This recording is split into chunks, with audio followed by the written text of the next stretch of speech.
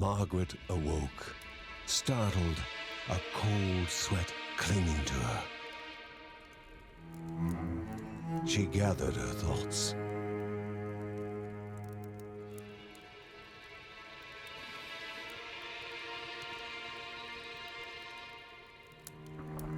Aged wood creaked, echoing through the quiet rooms.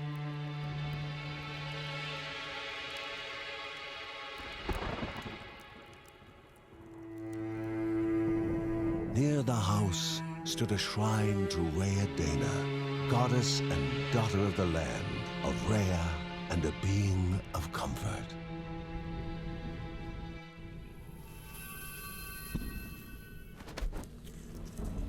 Margaret sought answers. But the goddess did not speak. There was only the faint whisper of something dark, something hungry.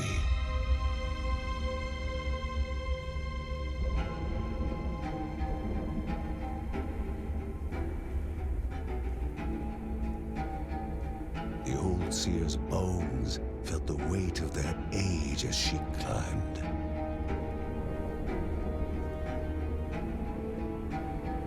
The only thought on her mind, has it begun again?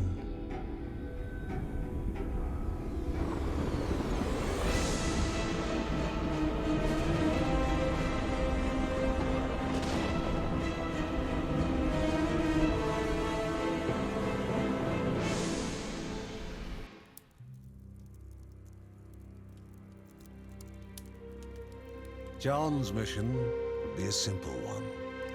He was to investigate Rhea's greatest shrine. His mother presented him with a fresh divinity shard.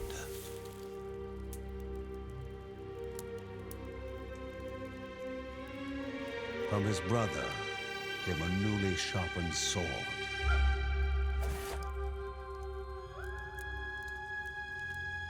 His wife gave him a kiss, and his daughter's hugs were full of reason to return home safe.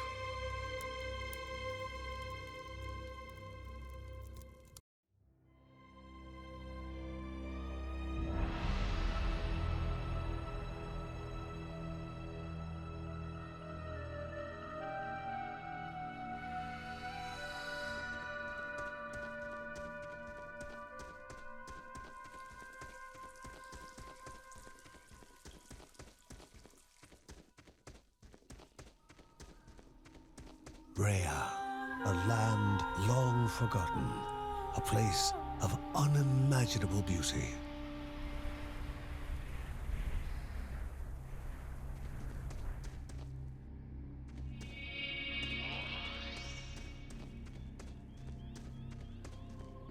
It first appeared as sludge given life, slithering creatures, small and vile.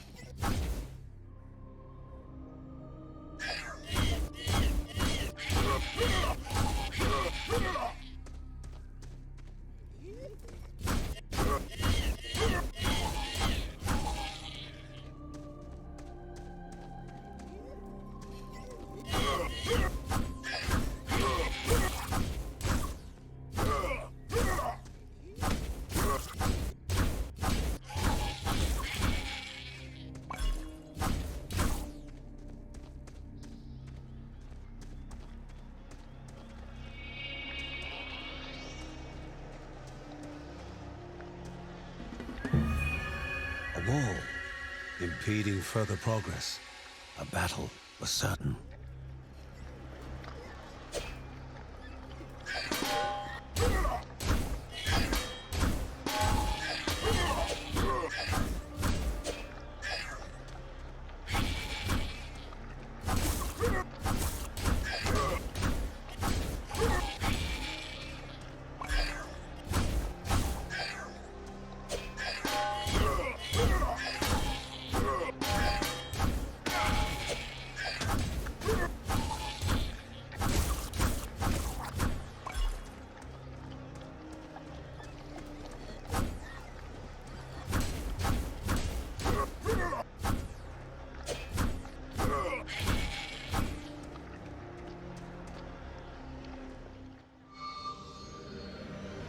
Banished by light itself, the corruption abated, leaving the shard cold in hand, dark, in need of life.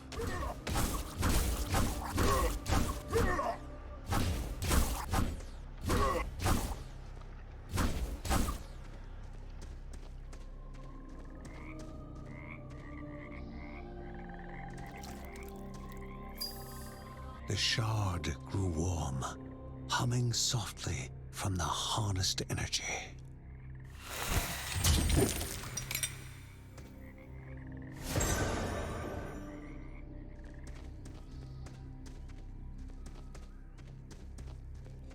Before him was now one more dangerous than those that came before.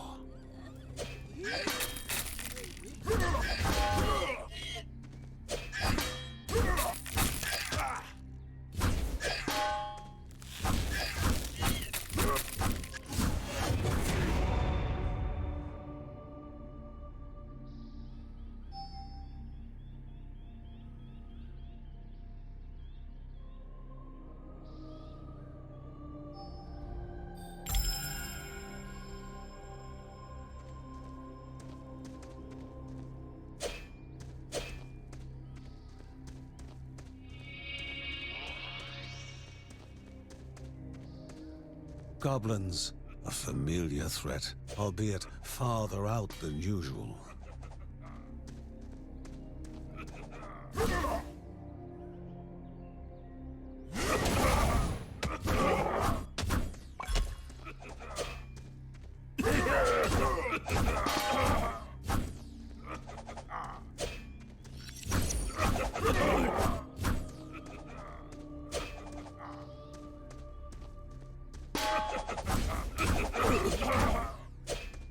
Magnificent, but dangerous. A land of love found and of love lost.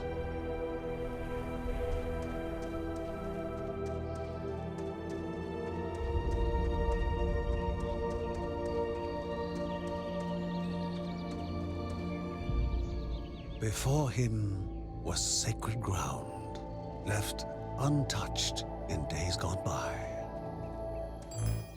Remaining calm and collected, the shock of his heart-skipping beats was concealed in expert fashion. Before him stood Linda, his eldest daughter, with bow and quiver at the ready, determined to do her part.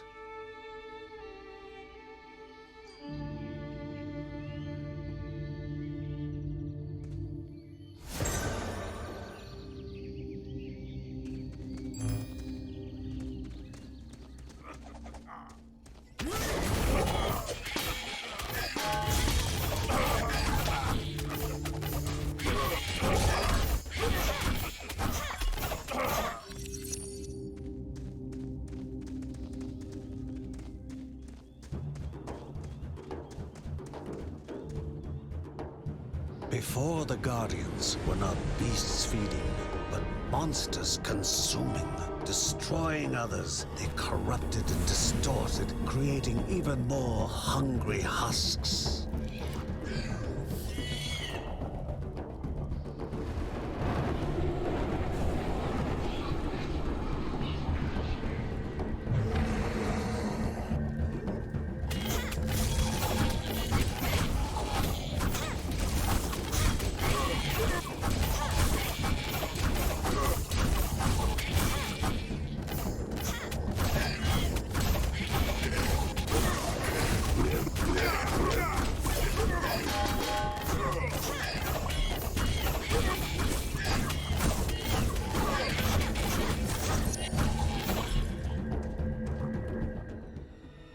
Both father and daughter gathered their thoughts, their hearts heavier than before. How would they explain what they had witnessed?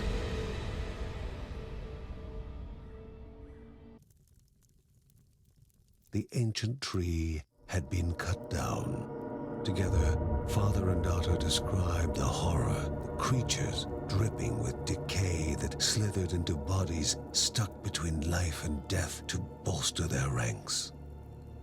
Grandma Margaret confirmed what they all feared. It was the corruption, a cruel entity spoken of only with hushed voices, an ocean of darkness that flowed from the top of Mount Morta. And the Bergsons' duty was to stand against this devouring deluge of death. Kevin was also eager to do his part in the family's fight, especially when his older brother Mark was off somewhere. He was as much a guardian of their mountain home as any of them. She stood. If they were to reach the summit and destroy this evil, as the Bergsons of old had done in the past, they would need the assistance of the sanctuary.